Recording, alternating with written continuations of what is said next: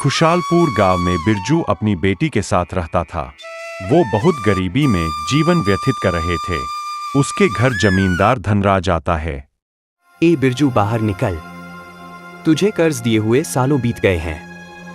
तूने अभी तक मेरे पैसे नहीं लौटाए। मुझे आज मेरे पैसे चाहिए, नहीं तो मैं तुम सबको धक्के मारकर घर से बाहर निकाल दूंगा। आज मैं तुम्हारी एक नहीं सुनूंगा। दया कीजिए सरकार, कल मेरा बेटा शहर से लौटने वाला है। मेरा बेटा आते ही मैं सबसे पहले उसे आपके पास भेज दूंगा और आपके सारे पैसे लौटा दूंगा।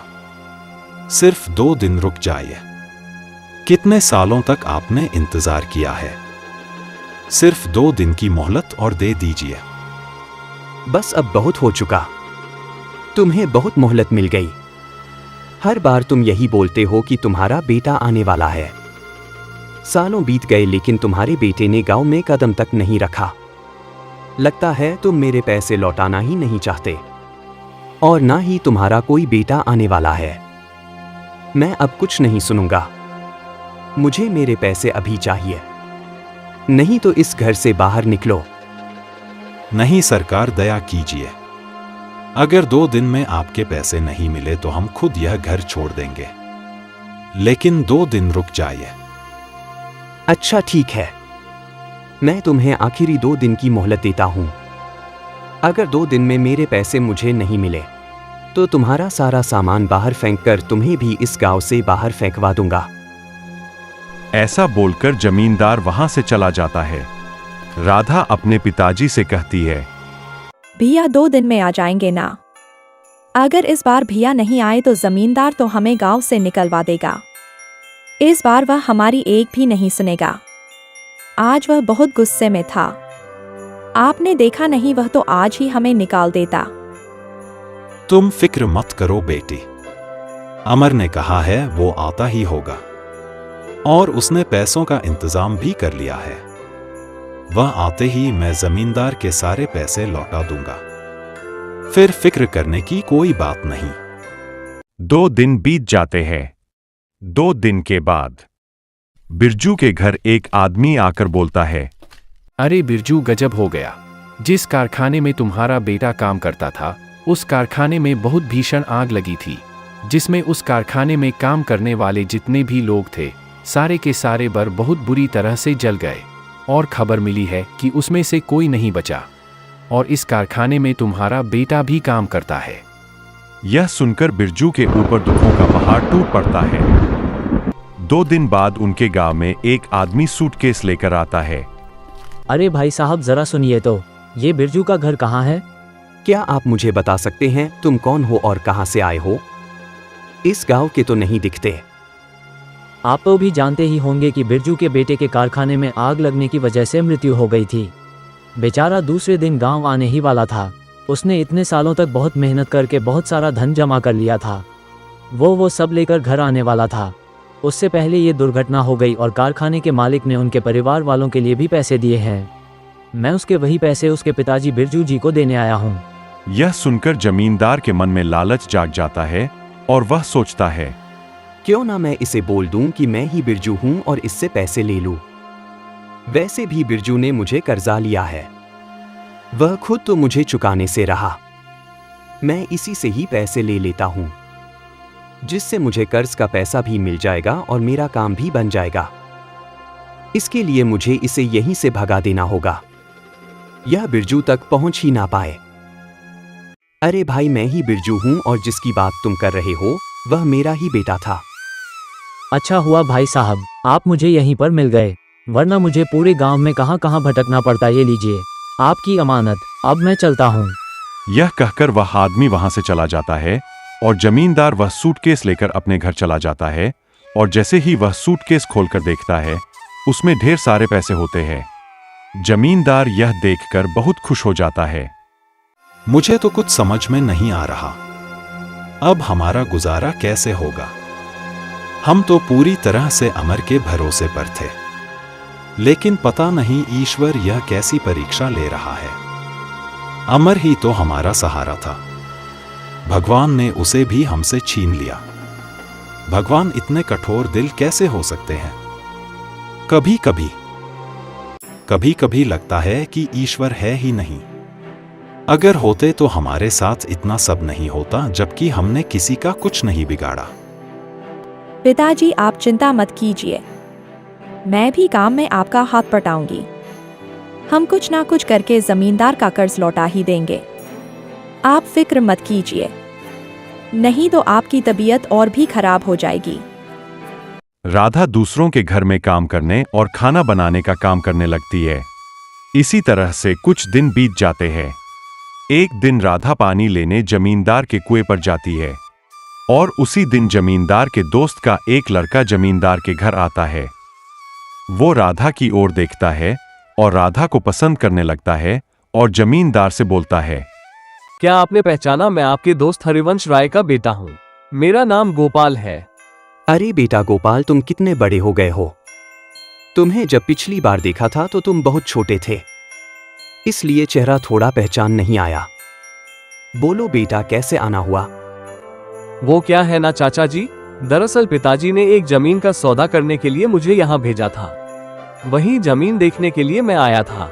इस सिलसिले में आपसे भी थोड़ी बात करनी थी। अच्छा, तो तुमने अभी कारोबार भी संभालना शुरू कर दिया है?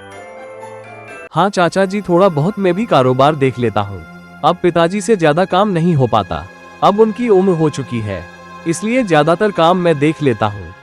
यह तो अच्छी बात है बेटा। आपसे एक बात पूछनी थी चाचा जी। दरअसल मैं जब आ रहा था तो कुएं पर मैंने एक लड़की को देखा। क्या आप बता सकते हैं कि वो लड़की कौन है? लड़की? कौन सी लड़की? अभी जब मैं आ रहा था तो आपके घर के सामने जो कुआं है, इस कुएं पर मैंने एक लड़की को पानी भरते देखा। क्या बता सकते हैं वो कौन है? रुको गोपाल बेटा, तुम चाय पियो, तब तक मैं देखकर आता हूँ। जमींदार बाहर जाकर कुएं की ओर देखता है तो कुएं पर उसे खुद की ही लड़की चंदा दिखाई देती है। राधा वहां से जा चुकी होती है। अरे गोपाल बेटा, जिस लड़की के बारे में तुम पूछ रहे हो वह मेरी ही बेटी है।